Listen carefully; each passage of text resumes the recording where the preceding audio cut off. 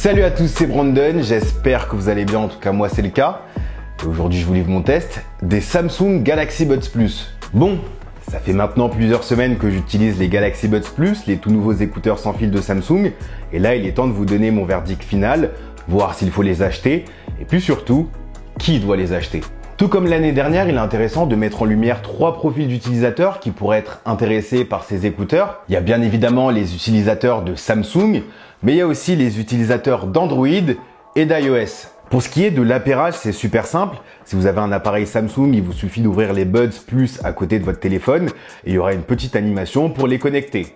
Super simple. Si vous avez un iPhone ou un smartphone Android, lorsque vous ouvrez la boîte, les écouteurs se mettent automatiquement en mode appairage. Suffit d'aller dans les paramètres Bluetooth et de les choisir. Notez que si jamais vous voulez connecter les Galaxy Buds Plus à un deuxième, troisième, quatrième, cinquième appareil, je ne sais pas ce que vous faites, mais voilà, et que le mode appairage se lance pas automatiquement, vous pouvez toujours appuyer pendant 5 secondes sur les 2 écouteurs en même temps pour forcer le mode appairage. C'est bon à savoir. Je vous conseille également de télécharger l'application Galaxy Buds Plus qui est cette fois-ci également disponible sur iOS, contrairement à l'année dernière avec les Galaxy Buds 1. Dans cette appli, on peut voir l'état de batterie des écouteurs et du boîtier. Il y a également un égaliseur, la gestion du bruit environnant ou encore une page pour gérer le pad tactile des écouteurs. D'ailleurs, en ce qui concerne le pad tactile, un appui court mettra pause ou play, 2 appuis pour le son suivant, 3 appuis pour le son précédent, et enfin, un appui prolongé sur chacun des écouteurs dépendra de ce que vous aurez choisi dans l'application. Maintenant qu'on est configuré, rentrons dans le vif du sujet. Les Galaxy Buds Plus reprennent en grande partie les forces des premiers Galaxy Buds avec un format toujours aussi compact et toujours aussi léger dans les oreilles. Ils sont super confortables et les embouts ne sont pas très profonds, ce qui fait qu'on peut les porter plusieurs heures sans être dérangé. Ces embouts permettent d'ailleurs d'avoir une petite réduction de bruit, une réduction de bruit passive. Malheureusement non, il n'y a toujours pas de réduction de bruit active comme chez Apple ou Sony et ça se fait ressentir. En même temps, c'est normal, c'est pas la même gamme de prix, 169 € contre 250 ou 280 €. Du coup, à ce prix-là, vous aurez qu'une réduction de bruit passive, comme je vous ai dit avec les embouts qui rentrent dans les oreilles. Mais bon, pour aller dans le RER, le métro ou même dans l'avion, ça peut être suffisant. D'ailleurs, dans la boîte, en plus du câble USB-C, vous aurez également des embouts qui vous permettront de trouver la taille parfaite pour vos oreilles. C'est vraiment important pour profiter d'une bonne réduction de bruit, mais aussi améliorer la qualité sonore. Le boîtier, lui, est resté aussi compact.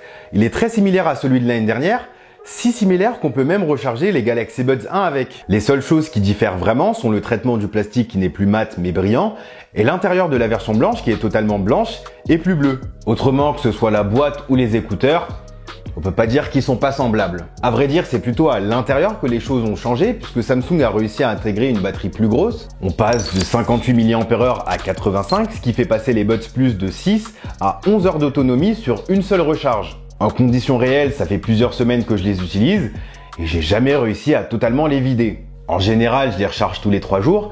Après, rassurez-vous, si jamais vous tombez en rate de batterie, 3 minutes dans le boîtier vous feront récupérer 1 heure d'écoute, donc à ce niveau-là, c'est vraiment pas mal. En plus de ça, ils sont toujours compatibles avec la charge sans fil, donc vous pourrez utiliser un chargeur sans fil comme le Samsung Duo, lien dans la description, ou un Galaxy S20 Ultra, test à venir.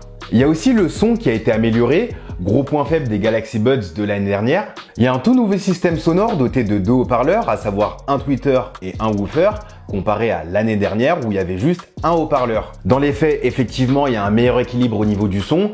En même temps, il y a 2 drivers. Et ça se ressent surtout au niveau des aigus où je trouvais que l'année dernière, c'était presque insupportable, ça faisait mal aux oreilles. Là, pour le coup, tout est un peu plus audible, il y a des bonnes basses et puis surtout, les voix sont plutôt claires. Après, à volume égal, j'ai l'impression que les Galaxy Buds Plus sont un tout petit peu moins puissants, mais j'accepte ce compromis sans hésiter pour un son plus juste. Faut également noter que la qualité du son variera un tout petit peu si vous utilisez un Samsung ou pas. Avec un smartphone Galaxy, vous profiterez du meilleur son possible grâce au codec maison Samsung Scalable. Autrement, il faudra se reposer sur du AAC, majoritairement adopté par les appareils Apple, ou du USB-C sur les autres smartphones Android. Après, je vous rassure, il n'y a pas vraiment un immense gap, c'est vraiment très minime. Enfin, troisième point qui avait été beaucoup critiqué sur les Galaxy Buds 1, c'est la qualité des appels. En fait, quand on était à l'extérieur, la voix elle était quasiment inaudible et c'était pas du tout agréable pour la personne qu'on appelait. Cette année, Samsung a intégré un 3e micro extérieur pour justement bloquer ces bruits environnants durant les appels. Le résultat est que c'est mieux, mais pas largement mieux. En même temps, c'était pas terrible sur ces Galaxy Buds 1, donc franchement, toute amélioration est bonne à prendre. et c'est un peu mieux. Il y a quelques gris-gris dont j'ai pas encore parlé, comme le mode son environnant. Il n'y a rien de spécial à dire, il vous permettra de supprimer l'effet intra-auriculaire et d'entendre plus facilement ce qui se passe autour de vous. Pratique si vous êtes dans la rue et que vous voulez entendre ce qui se passe autour de vous. Malheureusement, le rendu n'est pas top, c'est très artificiel, même s'il y a 3 niveaux. Mais bon, en même temps, à part les AirPods Pro, que ce soit niveau casque ou écouteur, en général, c'est pas très bon. Donc voilà pour les Galaxy Buds Plus. À 169 €, je trouve que l'offre est tout à fait honnête et franchement, si vous êtes à la recherche de petits écouteurs intra confortables, endurants, avec un son plus que correct et en plus qui se charge sans fil, c'est vers eux que vous devez vous diriger même si vous n'avez pas de téléphone Samsung. Si jamais vous voulez vous les offrir ou les offrir à quelqu'un, j'ai mis tous les liens dans la description. Quant à moi, je vous dis à la prochaine. Prenez soin de vous. C'est le premier Peace dans le nouveau studio que je suis en train de travailler, donc on le fait ensemble. Peace.